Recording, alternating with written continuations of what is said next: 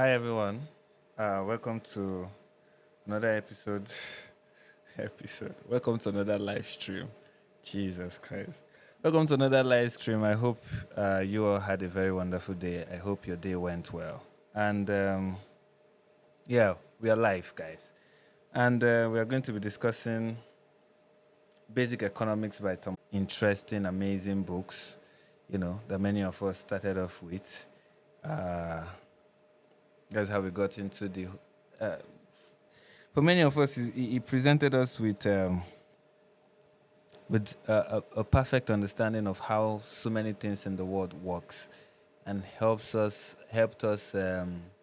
understand basic reality about economics and what have you, and everything related to the subject. How is everyone here? Looks like no one is here. Uh, but we have 50 concurrent viewers. Sorry, my viewer count on my software is not showing well. Maybe it has a glitch or something. If you can hear me, say something. Let me see in the chats if you guys can hear me. If there are viewers here, let me see in the chats. But I don't look tired. No, no, no, no, no. Is this my tired face? Sorry. I am not tired. It's morning anyway. It's just this is midnight or early morning. This is the first hour of the morning in Nigeria here. Uh, I hope I'm not looking tired. I'm not tired, guys. And all right, thank you, Sean. Thank you, Sean. Thank you, everyone. Let me highlight your let me highlight your let me highlight your messages. This is no, I don't even know how to pronounce that. He said, I'm here, bro. Thank you. This is from Sean Wood. He said, I can hear you. Thank you. Thank you. Thank you. Thank you. This is from Elias Rift. Elias Rift. Yeah. He said, we can hear you. Thank you guys so much. And this is from Steve Oh, sorry. This is from Steve Theodorakis. I don't know if I pronounce your surname well. He said he can hear me. And then Martin Overlord. Midnight is great for free thought. Yes, it is. It is. It is. It's perfect for me over here because it's quiet. It allows me to really communicate with you guys effectively without worrying about so many things.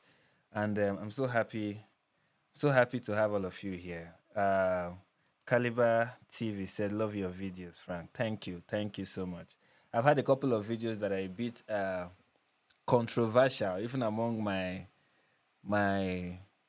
will I say loyal fan base, especially the one that I did with that had to do with Candice Owens, and I've decided to do a long. I don't know if I don't know how long it will take me before I'll be able to execute the video that I have in mind to kind of create a clarification and let you guys understand my stance and take on that shot that I did that many people did not agree with, and provide enough background information with behind both clips that I showed in the video, because like somebody mentioned in the comments on that shot, they said when you're talking about Candice Owens, you can't do it effectively in a shot. You need a longer video. And I think that's the case. You need a longer video that perfectly breaks down every point you want to make and show people exactly what you are saying with regards to the issue surrounding what I believe is her hypocrisy. But that's not what we are talking about today. We're talking about Thomas Sowell, and the man is really remarkable. Like, he's somebody that I discovered when I discovered him. It was like water in a desert. It was refreshing hearing such thoughts, hearing from somebody who gives you practical, reasonable explanation for things you see around you, help you understand reality as it is, and help you understand what your own government can do to make things better. As a Nigerian, we know so many things is wrong with the economy. What it is, we don't know, but Basic Economics really broke it down for me because I've read the book, right? And I encourage everyone to read the book or get an audio copy and just listen to it, whichever way you consume published material. Please go out there, get the copy, and listen to it or read it. It will help you a lot. It will help you understand a lot of things. And it did the same for me. It really broke a lot of things down. So many things I communicate with people, Nigerians, when I tell them certain things like the government cannot help you, you know, and stuff like that. Ideas that even some of which I've mentioned in certain videos, I believe he is really a blessing. He's like Jordan Peterson. You know, these are men who are wise. These are people who know how to interpret facts and how to break them down and help you understand what they say about reality. And yeah, he's a great writer. This is from Sarah Jane. She said Thomas is a very wise man. I enjoy listening to him. I do too. This is from SPC244. He said, much love, bro. Keep up the good work. Thank you so much. And this is from still don't know how to pronounce your. I don't know how this is pronounced. He said you crack me up on topics that usually rile people up, bro. LOL. Thank you. I try to be funny. You know, I try to be funny. I try to be funny. And this is from Martian Overlord. He said, I'm glad that free thought is a global phenomenon. Yes, it is. It is. Thank God for that. Anyways, without saying too much, let's go straight into the video. Let me split my screen over here. Let me split my screen over here. And we'll begin. This video is from 12 years ago, right? And basic economics is relatively old. Let me not say very old, as if it was written in 1625. No, I don't know when it was first published. And the discussion they're having here is about the second edition of the book, which is, and this interview is from 12 years ago from the Hoover Institute. Link to the video is in the description. And without much ado, let's get into the video. UNC Knowledge. Facebook syndicated columnist L. Here is the new edition showing that Tom Sowell never rests. To quote from Basic Economics, through its various editions, the fundamental idea behind Basic Economics remains the same. Learning economics should be as uncomplicated as it is informative, close quote. Welcome, Tom. No charts, no. Yeah, this is one thing about basic economics. If you read the book, that you discover the book is very easy to understand. And I think it's one thing that many book writers fail to do. When they write books, they make it complex and complicated and make you just confused. Like you read the book, this book is supposed to make an idea easy for you to understand. Like the idea of writing books is to break ideas down, make it easy for you to understand. And certain books, when you read them, you just get more confused and you just stop in the fourth chapter or something. But not basic economics. When you read the book, it's really easy to understand. He breaks a lot of things down, make it like I believe anybody who understands the English language and can read can perfectly understand what is being written in what is written in basic economics. It's that simple. It is that easy. I don't know if there's anyone in the comments who have read basic economics. You can tell us your experience, because this is a wonderful book and I encourage everyone to read it. No equations, all words, plain English. That's right. No graphs. No graphs. No graphs. All right. Well, would you help me to uncomplicate a few things today? All right. All right. Segment 1, the present crisis. Now, I posted notices several places that I'd be interviewing you and asked folks for questions and got overwhelmed with questions. I can only offer a few, but here are some. From Ken Sweeney of Ricochet. This is the basic of the basics. How is wealth created? And why does the United States have the highest per capita GDP of any major country? Wow. How many years do I have to answer this question? It's television. You've got about 90 seconds at the most. Oh, I guess wealth is created when the circumstances are such that people who know how to create it are free to do so.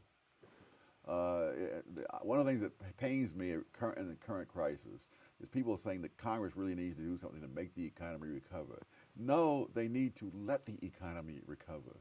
That the economy did not get to be the biggest in the world by politicians doing things. All the millions of other people whose names we don't even know, those are the people who made it the biggest economy in the world. And if politicians will get out of their way, we can and let the economy recover, it can do that. Tom, we've been talking. And I agree with him here. I don't know if you guys can hear what he's saying, which is something that is very important that I need everybody to,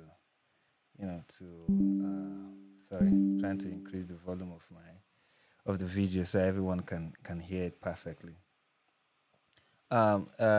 Something that he said in the video, which is that uh, what makes an economy great is when people who know how to make the economy great are allowed to, basically.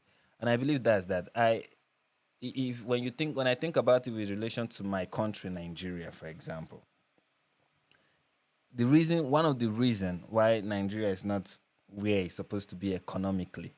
Now everybody wants to point out corruption, which is fair. Yes, corruption plays a major role in the reason why Nigeria is where it is today. But I see corruption as a symptom of something. I see corruption as a symptom of a government that believes it is its duty to make the economy great. And people have looked up to the government as the people who will make the economy great. If the government can just do the right thing, if government can just operate well, then the economy will be great. That is kind of the notion that everybody goes around with. If the government can do the right thing, then the economy will be great. But I don't believe that, and neither will you. That will not be your takeaway from reading Basic Economics by Thomas Sowell. One thing your major takeaway will be the fact that it is reliant on citizens who are themselves entrepreneurs, who are themselves wealth creators. It is those are people who make an economy great. People who trade, people who engage in production and distribution, the market, the price, the market system, free market. That is what will make the economy great. And if those in power can stop being a hindrance, because that is what I think they do for the most part, they are just a hindrance. They always put themselves in the way of people who are trying to create goods and services. They are always putting themselves in the way in form of regulations, in form of whatever it is they are trying to create. Let me give you an instance in Nigeria. Nigeria has a problem of poor power supply. We don't have steady electricity, right? But the power sector in Nigeria is heavily regulated. Like, heavily regulated. Not anybody can wake up one morning and be like, yeah, I'm going to generate electricity. Not anybody can. You cannot just wake up and be like, oh, I want to generate electricity for my city. I have the infrastructure necessary to do that. No, the government will say, no, you can't. You can't. Nigeria has, I think we have 6 what we call GENCOs, which is generation companies. These are the companies that generate electricity. And then I don't know how many DISCOs, which are distribution companies that we have. So we have 6 GENCOs and over like 12 DISCOs, which are distribution companies. And then we have 1 transmission company. One power grid. Serving the entire nation. And why that is the case is because the government have decided that every power generated must pass through the power grid. That is the rule. A power grid that is not well maintained, a power grid that is owned and run by the government. So I can generate enough electricity to power the whole of eastern Nigeria. It doesn't matter. I must pass it through the power grid. That is not functional. That is well, it's functional, but it is not efficient. It is not well maintained, and it always breaks down. It always breaks down. It always that is always what it does. Breaking down is synonymous to the Nigerian power grid. When anybody say Nigerian power grid, you say something that does not work effectively and has by design, that is how it is going to be. By design, that is how it is always going to be. The power grid will never work. And when you talk to the government about steady electricity in Nigeria, everybody will say, if only the government will do the right thing, if only the government will maintain the power grid, if only the government. And I'm like, what if they don't? What if they stop? Like, what if they allow private sector to handle the power grid? What if they allow people who have an interest in generating electricity? What if they allow them to run the the power sector? Every aspect of it, from generation, transmission to distribution, every aspect of it. What if? What if we stop saying, oh, we need these people to get their act together? I always say this about the Nigerian government, that I've given up on them. I don't think they can ever get anything right. So the best thing for them to do is to just give everything they are handling, or most of the things they are handling, for the most of it, just give most of it to the private, as in hand it over to the private sector. Let the private sector handle it. But no, things are heavily regulated. Even when the private sector wants to get involved, there are regulations they have to face. And this is one thing about excess regulation. It is a breeding, it creates an environment for bribery and corruption. Once there are too many regulations, then people who want to bypass those regulations will not have to pay bribes. And therein, and that is how you create a system that encourages, facilitates, and breeds corruption. Let me look at a super chat from Lil Boozy Bet. Good day, glad to catch the live. The last one was brutal, but some people really needed to hear it. Thanks for your perspective on so many issues. Thank you so much for the super chat. Yes, it was. And I hope this one I won't be too brutal in this one. I just want to share some of the truth I've observed, with regards to the idea of economics and how Thomas Sowell presents the topic. That's what I want to do in this one. Hopefully nobody's feeling will be hurt. Everybody will leave this live stream happy and informed. Sarah Jane said, corruption is everywhere. No one can name one nation that isn't corrupt. Greed has no bound. Yeah, that's true. Corruption is everywhere. But when you create a system that encourages corruption, then corruption becomes a problem. Right? Every system is open to corruption. Right? But every nation is open to corruption, right? But most systems kind of mitigate corruption. Like it is hard for corruption to flourish under certain systems, right? And when you reduce regulations, for example, when there are limited regulation in various aspects of your economy, where the government do not engage themselves or put themselves as stumbling block to private individuals as they try to make the country better. When there's less of that, there's less reason for you to bribe. There's less reason for you to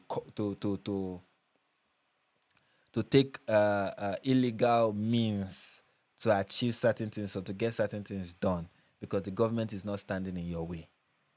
So yeah, what else? This is from John. If everyone everywhere unite, even for a few years, how long will it take for corrupt people to take power and become dictators? As long as power exists, so will corruption. True. Yes. Power corrupts. Absolute power corrupts absolutely. You are right. And think about it like that. The more responsibility you put on the government, the more power they have. Because for you to carry out certain responsibilities, you need power, right? And you have to exercise that power. And that power has to be given to you. So more responsibilities from your government, having more responsibilities mean your government becomes more powerful. And your government becoming more powerful means your government becomes more corrupt. That is exactly what it is. And that is what regulations do. They empower the government and they make the government corrupt. Talking about the crisis, let's take a step back. 1983 until 2008, the American economy experiences a quarter of a century of nearly uninterrupted economic growth. Then, beginning in the autumn of 2008, trouble. What went wrong? Well, actually, it started much earlier, and I think it was the housing boom, followed by the housing bust, which occurred in 2006. 2006, much and earlier. So the reverberations of that is, there are people out there who had trillions of dollars invested in securities based upon mortgages, and when people stopped paying their mortgages, the value of the securities vanished into thin air. So you do not argue that this was a financial crisis that spilled over into the real economy. You argue that it was a problem in the real economy, particularly the housing market, Yes. that started the problem in the financial sector. Oh, absolutely. If people had kept paying their mortgages, the securities would have been good, and we would have all lived happily ever after. Now the problem is that the politicians made the mortgages more risky by changing the rules. In other words, at one time, mortgages were considered the safest investment. This is for the widows and orphans who need their money coming in regularly, and you put it into real estate. But the politicians decided that we must have more home ownership and more affordable housing. And so they began to prescribe rules. You had to lend money to people you wouldn't have lent to before. And of course, there was a reason they weren't lending to them before. And we discovered the hard way what that reason was, that they weren't likely to be able to pay them back.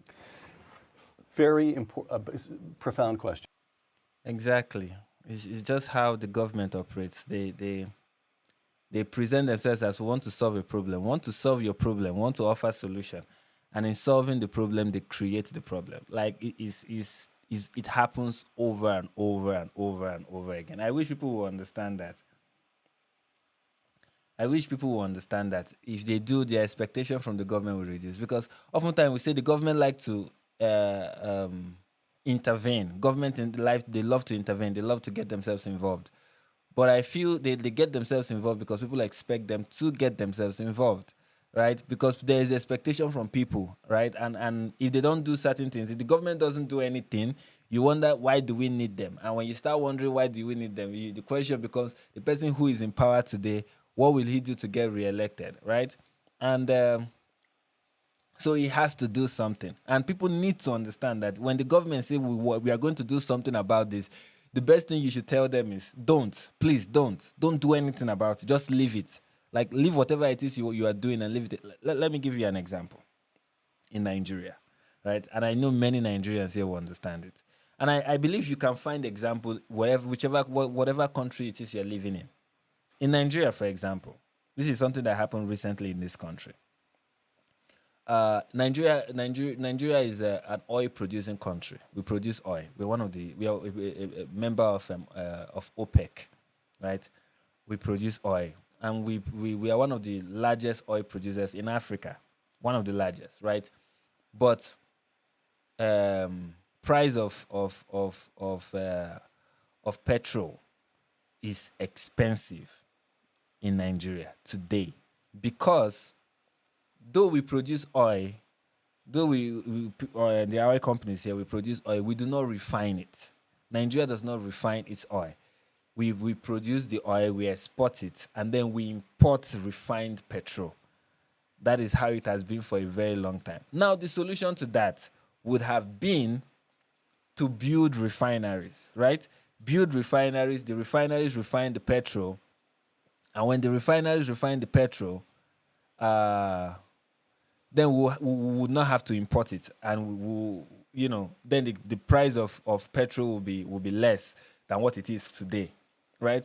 But instead of the government doing that, the government decided, no, the government, we are going to build refineries, we are going to run those refineries. Every refinery will be run by the government, because we, the government, we are the ones who want to provide Nigerians with crude. And I don't know how many refineries they built. They built a couple, but none of them is functioning. None. No, there's not a single refinery in this country that is really operational. And if there's anyone that is operational, it is not operational enough to provide the amount of petrol and other petroleum products that the country consumes. That is, it cannot serve the Nigerian people, despite the number that we have. Despite the number of refineries that the federal government claimed to have, right? And a good number of those refineries are not even working at all. And they prevent private individuals from refining oil. The refineries that I would say are privately run in Nigeria are the ones in Niger Delta area, which are illegal.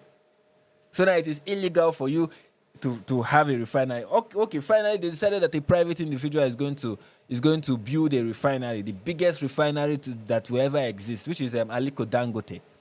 And he got the license to build that refinery through corrupt means, obvious corrupt means.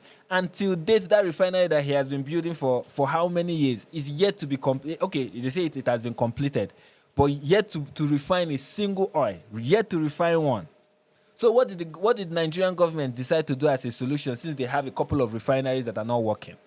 They said we are going to do subsidy. We are going to subsidize the price of petrol, right? So yes, we are importing petrol, although we produce crude, but we are going to subsidize it so our Nigerians will not feel the hardship. That was them trying to solve the problem of expensive gas prices, right? Right? Sorry, that's their solution. We are going to introduce subsidy. Now, when they introduce subsidy, the way subsidy is being given is that when someone is importing petrol into the country, he goes to the government. The person who is importing will go to the government and collect, or how will I put it? Okay, let's say I bring a 100 liters of petrol. I import 100 liters of petrol, for example.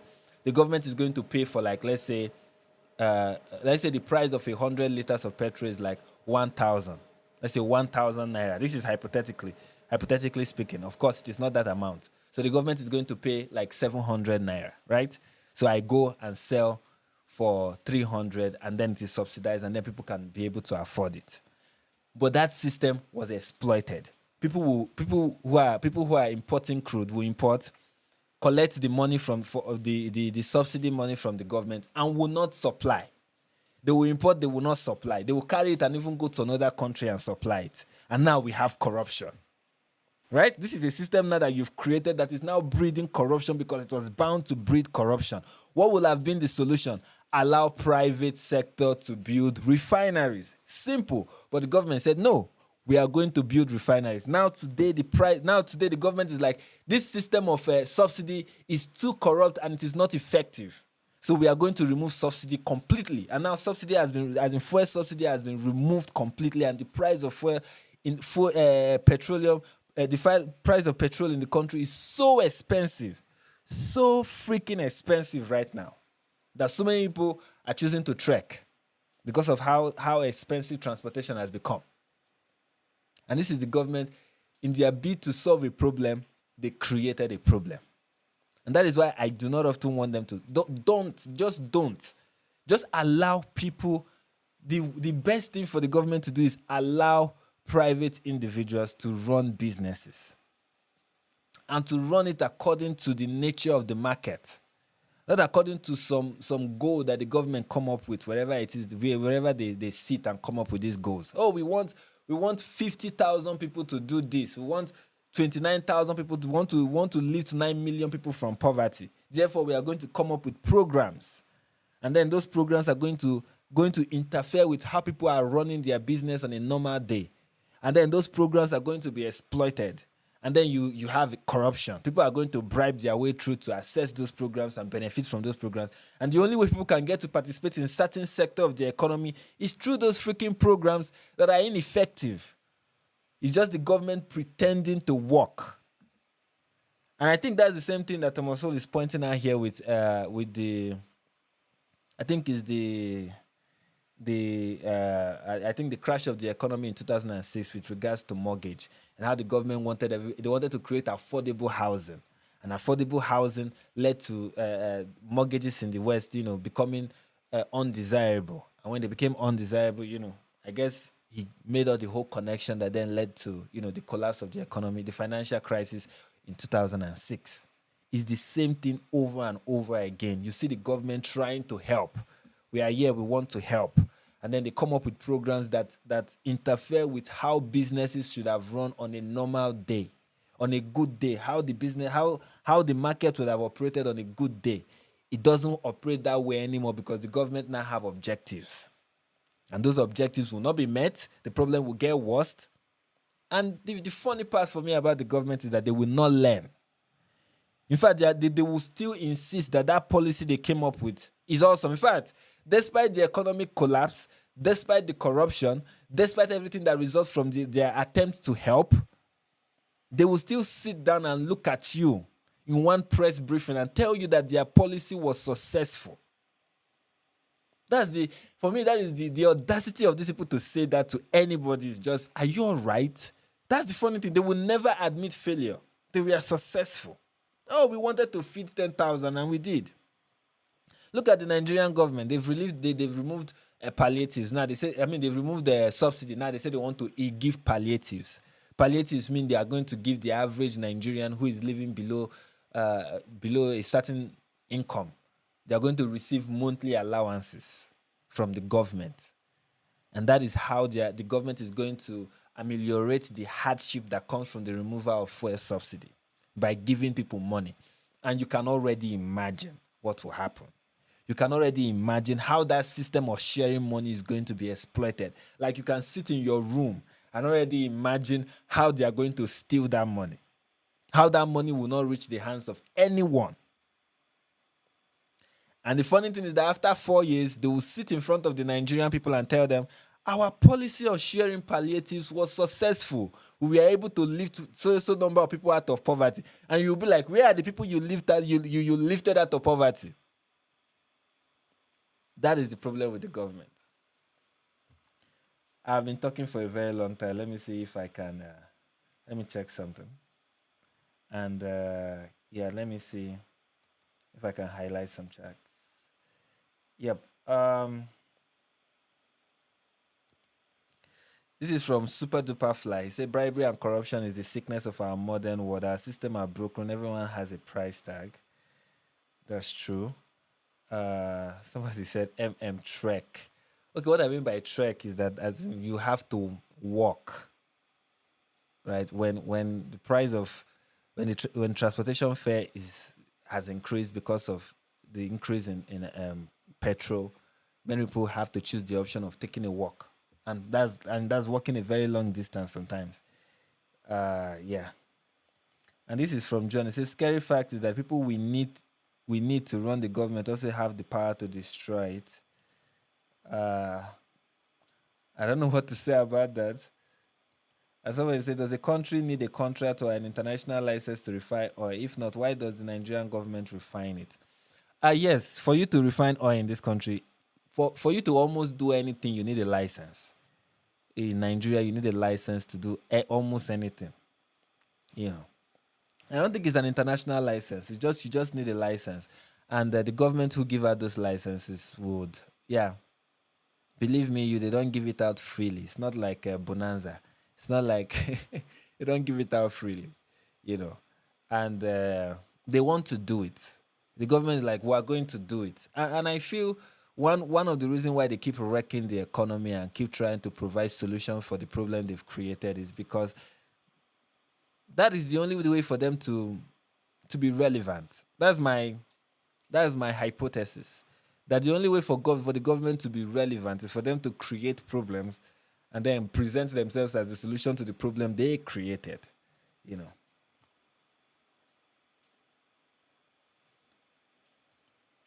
And this is from Jerry Crow. He said, Frank, I feel you. Like there, it means you walk. Here, it means you put on a sweater. Here, it means you put on a sweater, but yeah, we feel it. Oh, is that what it means? I'm not sure, but to trek in Nigeria means you walk. You walk a long distance to where you are going. Let's say where you are going is like, I don't even know how miles is or kilometers. Sorry, I don't understand distance like that. But let's say it's like 7 streets away, and on a good day you'll have taken a bus fare or something. But instead of taking that, you now have to walk. So it's called trekking. Yeah. This is from Oyedikachi. I don't know how to pronounce your surname. It is crazy that he's 93 and still alive with all the knowledge, despite the fact that he was born during the Great Depression. Funny. He's 93, and the president of the United States is 80 what now? 81 or 82. And the guy is like, knock, knock, who is there when it comes to, yeah. Somebody said people in caves tens of thousands of years ago had better government than the world today. Leaders have to be capable back then. I think people back then, any good economy, any prosperous, flourishing nation, is the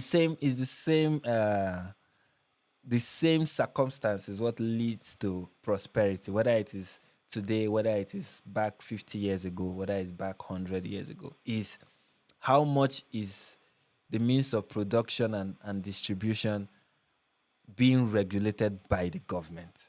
If there's more regulation from the government, if the government is heavily regulating, you know, how the means of production is being utilized. If they are the ones regulating it, you will have poverty. You will have a bad economy.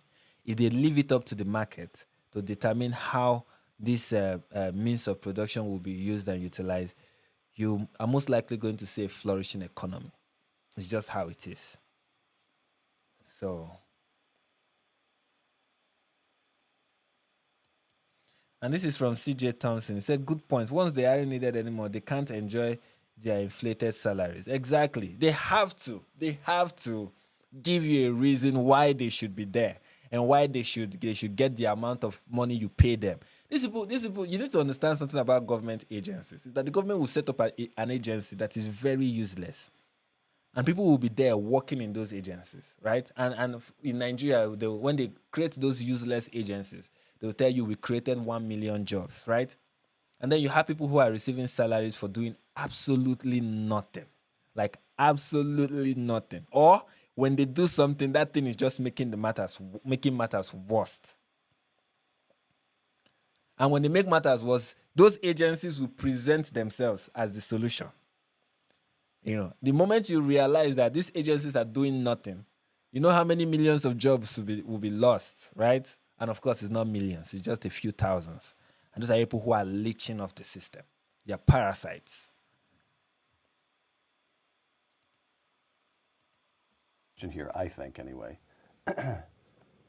Did what happened indicate, the housing market problem, did that indicate that some markets, wonderful as they are, wonderful as you demonstrate over and over again in basic economics that free markets are, that they sometimes experience troubles, calamities even, that the markets are imperfect because they're rooted in human experience and we live in a fallen world? Or did it demonstrate that the government messed things up?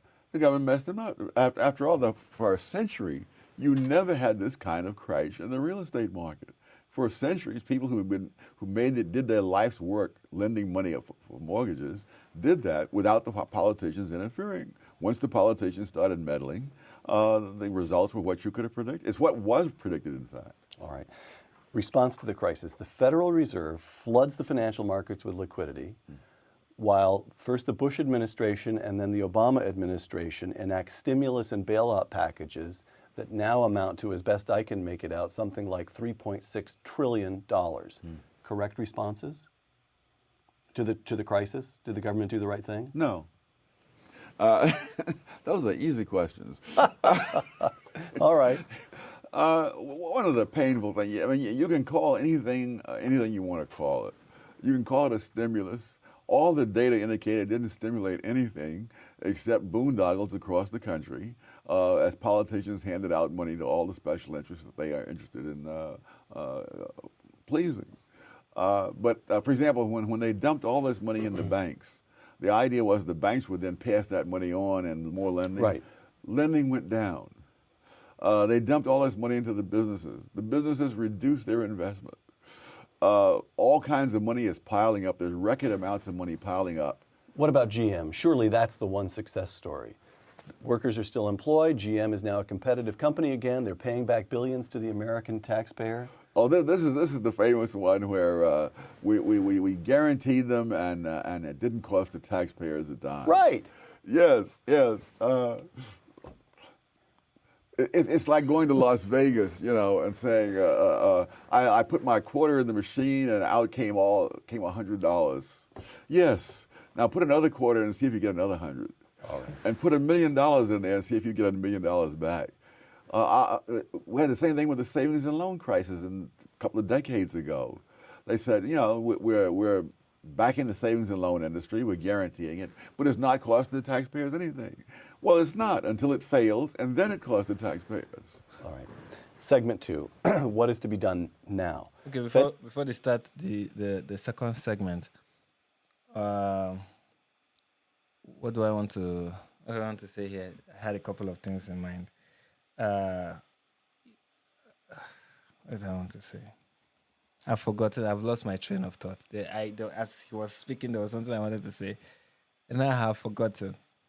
You know. But I guess it's just a. I guess I was about to repeat myself. I guess repeat the same thing I've been saying over and over again. Uh, but let me just look at some. Let me look at super some chats and some super chats. This is from Jerry Crow. Thoughts on Niger. I repeated my thoughts on Niger. Uh, did I mention it in the last live stream? No, but I did in the one before that, and I will mention it again anyway. My thoughts on Niger is the same, right? Uh, first of all, let's first of Jesus, I'm forgetting what I want to say. Why am I doing this? Why am I having my Joe Biden moment? Anyway, okay. First of all, for one important thing you need to say when you're talking about Niger, we need to say it like 1,000 times because even though it is obvious, it still needs to be repeated. And that is that I'm not in support of a dictatorship. I don't think dictatorships are the best, right? I believe in democracy, actual government by the people, of the people, for the people, right? I believe in that. I'm a firm believer in actual democracy. However, there is no actual democracy in Nigeria. There's no actual democracy in West Africa for the most part, right? Uh, Most of the elections we have in this country, in this part of the world, are rigged. They are rigged elections, right? And many of the governments we have are unconstitutional. Many of them, I'm not saying all of them, but most of them, in West Africa especially, are unconstitutional. Even in places that claim to be democratic, even in places that claim that they are constitutional, even the government that claim to be constitutional government are doing things and exercising their power unconstitutionally. And that is a fact, and that is the truth, right? With Niger, people need to understand, these people were tired of how their so-called democratic constitutional government was operating. And it is well within their right as a people to say, no, we don't want this. No, we don't want this to continue. Right? The constitution is made by we, the people, and it can be changed by we, the people. Right? This is not U.S. Constitution founding fathers type document we are talking about here. This is something that was created, and most of the people who get to live under it didn't even know when it was made, didn't subscribe to it, And for Niger, for a very long time, they've had a government that have been beholden to the French government and have not really cared about the people. The people were tired of it, and the military, knowing how the people felt, decided to do something about it. That is why when you watch clips from coming out of Niger, you see people celebrating a dictatorship. This is you see dictatorship is bad, yes, but you see people celebrating a dictatorship. It is not often you see this. Because though we have a constitutional, though they once had a constitutional democratic government, but that constitutional democratic government was not even legitimate, was not supported by the people. The people did not feel represented by their government. But when you hear about all the conversation about Niger and what is happening in Niger, what you see is, what you hear is just French interest, US interest, and the ECOWAS interest. Which ECOWAS interest, as far as I'm concerned, does not exist. There's no ECOWAS interest as far as Niger is concerned. What exists is French interest and US interest. And all they are interested in is natural resources. But they will not say it outright that what they want is, uranium. No, they won't say that. What they will say they want is democracy, of course. US is known famously for spreading, planting, and nurturing democracy in nations that will end up having sham elections. And that is what is going to happen in Niger if care is not taken. If care is not taken, you see ECOWAS intervene, it becomes a war zone, so many casualties of war, and while the country is in ruin, foreign government or foreign companies from France and the US is exploiting natural resources. And when you ask them what are they doing there, they are planting democracy. So that is what I think about Niger.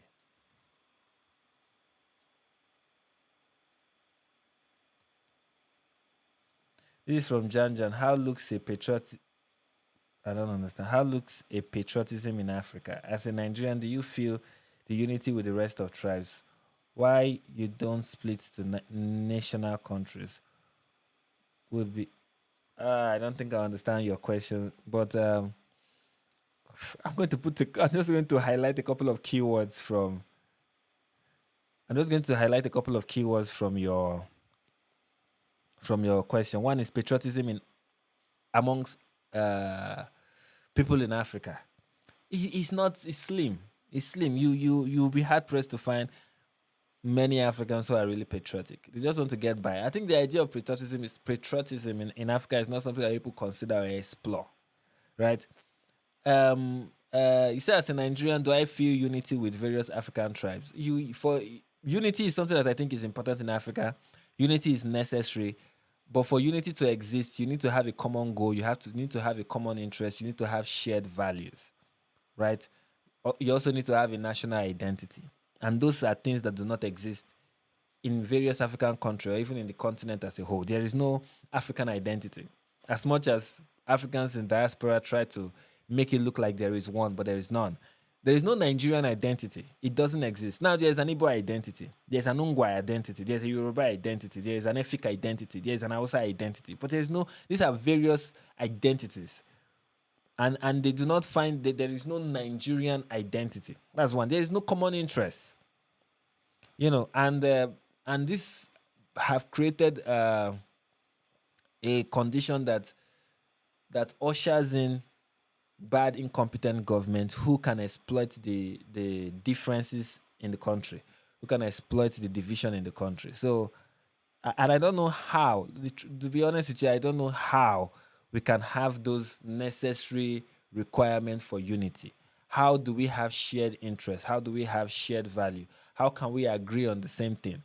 Sometimes I see certain problems, certain issues arise in Nigeria, and I'm like, okay, this is what would unite us. It doesn't. It doesn't. You think this is it. And yet, in the face of something that should unite us, you still see us divided. Unity is something that is hard to achieve, But I still believe there is hope for the country, regardless. And you said something about splitting to nation countries or splitting. I remember when I was in school, there was somebody who wrote a poem about Nigeria, and he said Nigeria is like a tripod stand. United will fall, divided will stand. And to a great extent, I agree with that sentiment. Maybe for us to be united, we need to first divide ourselves into manageable, agreeable units.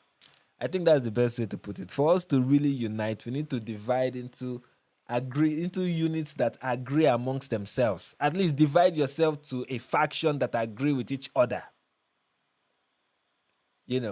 First, and give those factions some power over themselves, right? Give them some autonomy over themselves. Let them be able to decide for themselves how they choose to pursue their collective interest.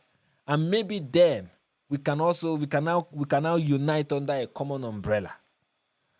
And say, okay, this is my faction, this is our interest. This other person will be like, okay, this is I'm a leader of this faction and this is our interest. And then together we can come and see how we can merge those interests, those various interests together. See how we can merge them together and form some kind of unity. I guess that would be a very good way towards achieving freedom. But I'm just saying. This is from Spree Mason. Is it more of like a national patriotism, like patriotism in the country / government, or is it more of an ethnic patriotism, like patriotism in one's ethnicity and clan? What we have more here in Africa is patriotism, ethnic patriotism. People their allegiance, their loyalty lies more to their clan, to their tribe. Nigeria is very tribal, very tribalistic. You understand? So I believe that's what you find more in Nigeria. You don't find national patriotism. You rarely find that in Nigeria. And I think you rarely find that in various African countries.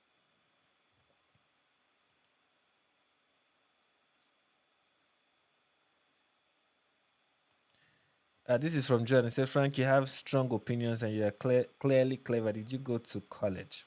We don't call it college here. We call it university. University. And yes, I went. Yes.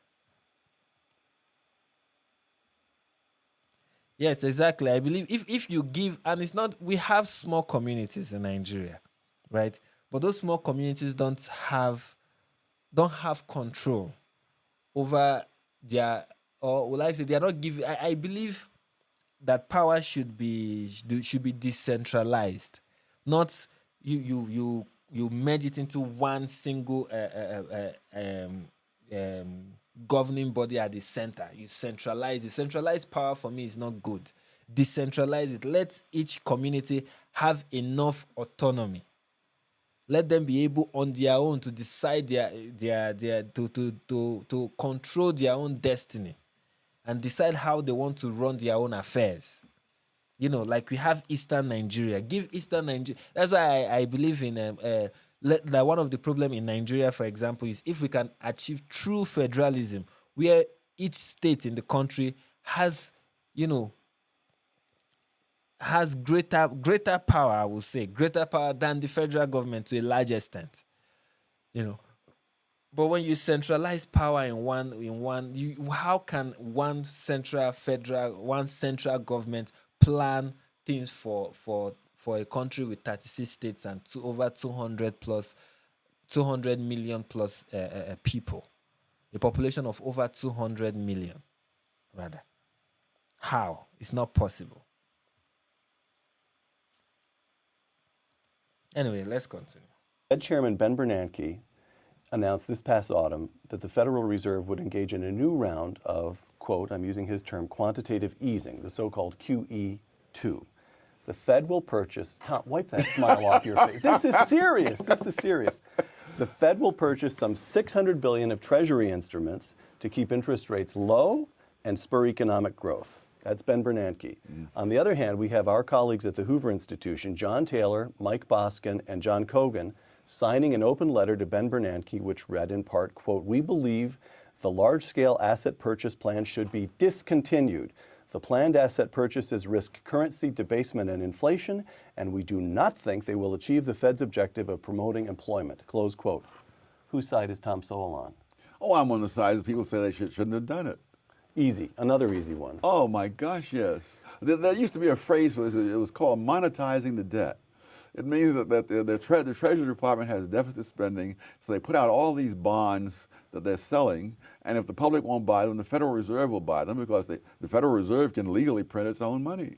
So it's no problem for the Federal Reserve to buy them. It's just that's what that amounts to is, one, inflation, and two, it amounts to a hidden tax, which will not be confined to the rich, as they call it.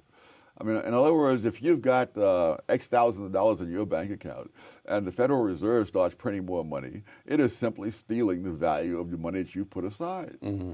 Mm-hmm. So that's the same thing as a tax, only it's an inflation tax. But Tom, you're answering these questions with the greatest of ease, and you even find, I can tell from your face, you find some of the questions amusing. But so a layman like me, like our viewers, says, well, now wait a minute. Dr. Sowell's an eminent figure, and I even had in these emails somebody commenting on your lovely baritone voice. You're a sterling figure in all kinds of ways. But Ben Bernanke is a Princeton. Oh yeah. In other words, what is he thinking? What does Ben Bernanke think he's doing? It can't be that easy, can it? To say, oh no, that's a mistake. Well, Ben Bernanke is chairman of the Federal Reserve System. He's no longer a professor at Princeton. Well, he's in absentia. Emeritus. Or right. He's taken a leave of absence, right? Yes. And so we have a whole different set of incentives and constraints on him. One of the most painful things for me was reading an article by Arthur F. Burns based on his experience when he was chairman of the Federal Reserve System. In the 70s, this would be 60s and 70s, yes. Under Richard Nixon. Yes. Right.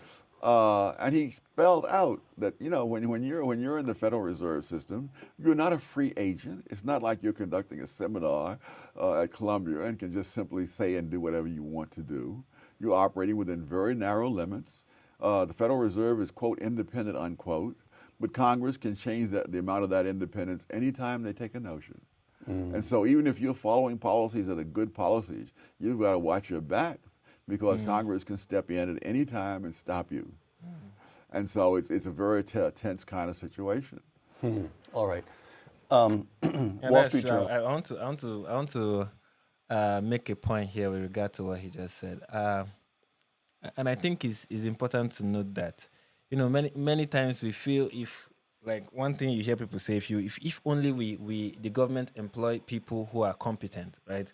If only the government just get the right people there who are knowledgeable, who are smart, who are intelligent to operate certain systems, things will get better. And the truth is, once bring whichever professional you bring who is like the best in his field, or in their field of expertise, or they have this amazing, remarkable track record of excellence, of taking a business from nothing to one from 0 to 100, or from 0 to 1,000.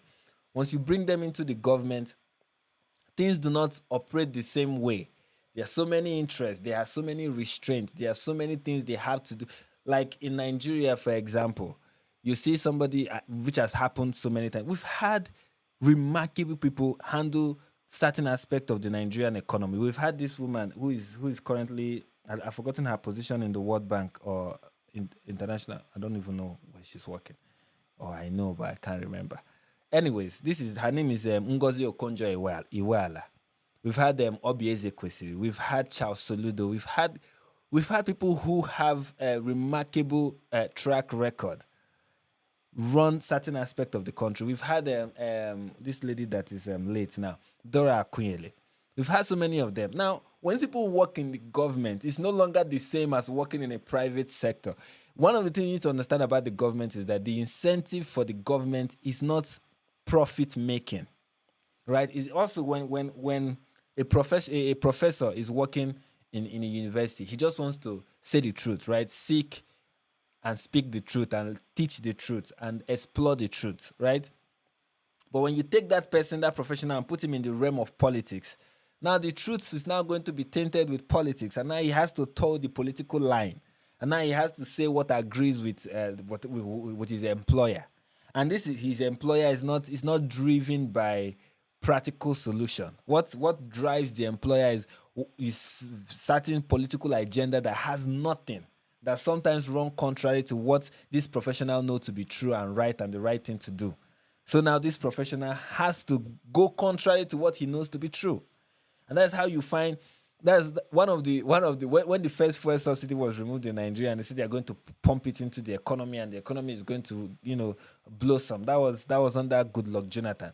And who was the minister of finance? Ngozi Okonjo-Iweala. She was the finance minister then, and nothing changed. Nothing got better. The price of fuel went up, and the price of petrol went up, and nothing changed. Nothing. That is then. And now they've removed it completely. Then under Ngozi Okonjo-Iweala, they removed it partially. That's during the regime of Goodluck Jonathan, who is like the president, like 2 presidents back, I guess. Yeah. 2 presidents back, yeah. So, and Goodluck Jonathan himself was a professor. This is a professor who became president. But once you are there, so many things are, so you need to recognize so many things. There are so many political restraints, so many party restraints. This is our party and this is what we want to achieve. This is our agenda, this is our interest. So many interest groups within that office you are operating in. And when you begin to consider all the things those interest groups want, they don't align with what should be done. They don't align with what is good for the people. They often do not. They only seek their own interest, and you have to consider their own interest. So sometimes you get to do things that you know will not be beneficial. And that is why I always say, do not give it to the government. Do not leave it to the government to solve these problems. If only the government themselves would just say, you know what, we are not solving this problem. We can't solve this problem. We are going to hand it over to the private sector. I'll give you a couple of instances in Nigeria where something was being handled by the government, left the hand of the government, was handed over to the private sector, and it became well. One of them, a very good example that every Nigerian knows, is telecommunication industry. The telecommunication industry. Now, I think in the early 2000s, right, we had a government agency known as NITEL, which is Nigerian Telecommunication. Nigerian Telecommunication Company, I think. Nigerian Telecommunications, that's what is a company. It's a federal government establishment. And the job of NITEL, of Nigerian Telecommunication, is to provide telephone service to every Nigerian. And the telephone service that they were providing was abysmal. It was terrible. My dad, because then I was still young, my dad always would tell us stories about NITEL and how terrible they were. How, let's say, they were rationing telephone service. This week it will be this street. Next week it will be that street. This week it will be your house. Next week it will be your neighbor's house. And then you will have a telephone in your house that will not function for a whole week. And they'll tell you, oh, no, just a minor problem, we'll fix it. But no, they're just rationing it. They were like, oh, the infrastructure that will make it, that will not be able to, will no longer need to ration this thing, is very expensive. We cannot afford it as a country. It is expensive. We cannot make the education, we cannot make the telecommunication industry function. NITEL cannot provide, it's very expensive. That's what they were saying. And then President Obasanjo, which was under Obasanjo's regime in Nigeria, decided that, you know what, since this is difficult for NITEL to handle, we are going to give it to those in the private sector. And then MTN, a South African company, came into Nigeria and provided that service that NITEL could not provide. And then from MTN, now we have Global Communication, now we have Airtel, now we have Etisalat. Now we have like 4 major telecommunication company giants in Nigeria, right? And they are doing way better than what NITEL could have ever done. Now, NITEL does not exist. NITEL is a glance from the past. It doesn't exist as a company anymore because now it is useless. The government had to sell the company off because it was useless. Not to know, these people cannot handle it. They can't. Well,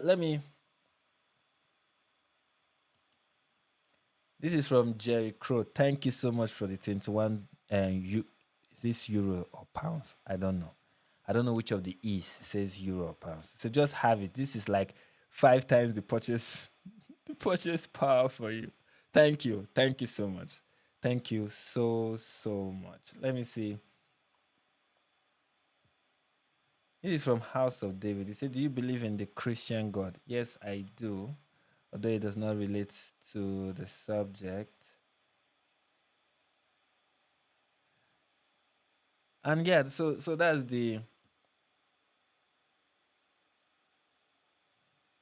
House of David is running evangelism on the live on the chat. That's interesting. Anyways, so that is the for me, I feel the just like what I was talking about, Nigerian telecommunication industry and how they handle the telecommunication, as in Nigerian telecommunication company, and how they run the telecommunication industry is just proof of how the government is ineffective in running anything. And sometimes the best thing to do is to hand it over to the private sector and not leave it in the hands of the government, because they've shown themselves over and over and over again to be incompetent. And even if you bring the best minds, sometimes bringing the best mind to the government, to any sector that is being handled by the government, doesn't solve anything. It doesn't provide any solution, because now they are no longer going to function the way they would if they were working in the private sector, because the public sector is completely different. Working for the government is different than working for the private sector. So many interest groups, so many agendas, So, let's continue. December 8th, quote, in accepting the deal to cut payroll and business taxes and extend all of the Bush-era tax rates through 2012, as you and I speak, this hasn't been enacted in the Congress, but that we're talking about the deal that President Obama cut with Republicans. To continue the quotation, Mr. Obama has implicitly admitted that his economic strategy has flopped. He is acknowledging that tax rates matter to growth, that treating business like robber barons has hurt investment and hiring, and that tax cuts are superior to spending as stimulus. Close quote. You buy every word of that? Oh, yes. Okay. Well, what is painful to me, really, looking back, this argument is not a new argument. This argument was made in the 1920s. People were saying the same thing on both sides they're saying right now. The difference is that 75 years have elapsed, and there have been 4 administrations of both parties that have reduced high income tax rates every single time. Name them. The Coolidge, Kennedy, Reagan, and George W. Bush. Right. Every single time, the reduction in the tax rates has led to an increase in tax revenue. So I hear people on television saying how the government can't afford to give this tax cuts to the rich. You know, they're not giving anything to anybody. Right. Here's a question about Ricochet contributor Steve Manasek. Quote, it's as close to dogma as there is among conservatives that cutting taxes, particularly marginal rates, spurs economic growth. But Bill Clinton raised taxes, including marginal rates, and the economy boomed. Do tax rates really matter to economic growth? And if they do, how do you explain the Clinton expansion? I haven't looked at the Clinton expansion, but I know that the Clinton, quote, surplus was surplus taxes. Those laws are passed in Congress. All spending and taxing bills originate in the House of Representatives. Right. And when the House of Representatives is in the hands of the opposite party, I don't know how any president can take any credit for whether there's a surplus or not. Okay. Milton Friedman defined a surplus as when the money comes in so fast that even Congress can't spend it. That's true. Segment 3, healthcare. Let me give you a quotation and a fact. The quotation comes from you in Basic Economics. Quote, a long-standing staple of political rhetoric has been the attempt to keep the prices of medical care reasonable or affordable.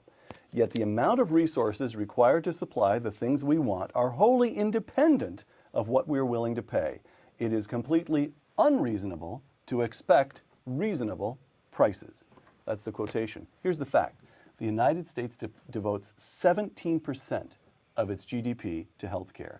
The next country down in that is Switzerland at about 11% of its GDP. So we devote something like 50% more than the next country down. Now, surely it's not unreasonable to suggest that we're just spending too much.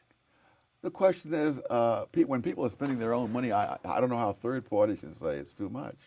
Well, ironically, Rahm Emanuel's brother, who's a doctor, has on board for this whole Obamacare thing. But really, he revealed why Americans spend more. Americans don't, when they go to a hospital, they are in private or semi-private rooms more often than in countries on government health care. And so instead of being in a ward, you're in your own private or semi-private room. It costs more. American doctors are more readily available. There is less waiting time. Some people prefer to pay in money and other in waiting time. Now, when you have a painful disease and the government tells you there's a 6-month waiting list, that you're paying in a different way. It doesn't show up in the statistics. But you may not even live the 6 months, depending on what you have. So we pay more and get more. That's it. That's it. That's all. And if you live in Canada, they may advise you to consider medical assistance in dying. Yeah, that is healthcare for you when the government is providing it. If you live in certain countries, they'll be like, you can kill yourself. That's interesting. Well, Nigeria don't even have what resembles healthcare. But when it comes to healthcare and private hospitals, they are really expensive in this country. Really expensive. But like he mentioned, when you go to private hospital, the service is different. It's completely different, right? Many things, like when you go to like a government hospital over here, it will be the amount of suffering they will put you through, your sickness will leave you. That thing that you came to the hospital with will just disappear. They're like, wow, I'm well. You know.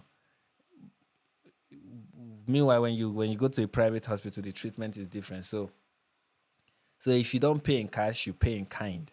You either pay by being stressed, being placed on a long waiting list, being as in you get shitty services. The doctors do not respond to you early.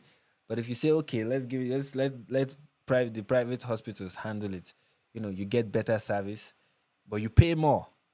So what is it going to be? You know, like one thing you learn when you read basic economics is that there are no solutions, just trade-offs, right? There's no permanent solution to any problem. It's just trade-offs. You have to choose. Is what it is. That's what trade-offs are essentially. If you take this, you forgo this. If you take this, you forgo this. So the question is, what are you willing to take, and what are you willing to forgo?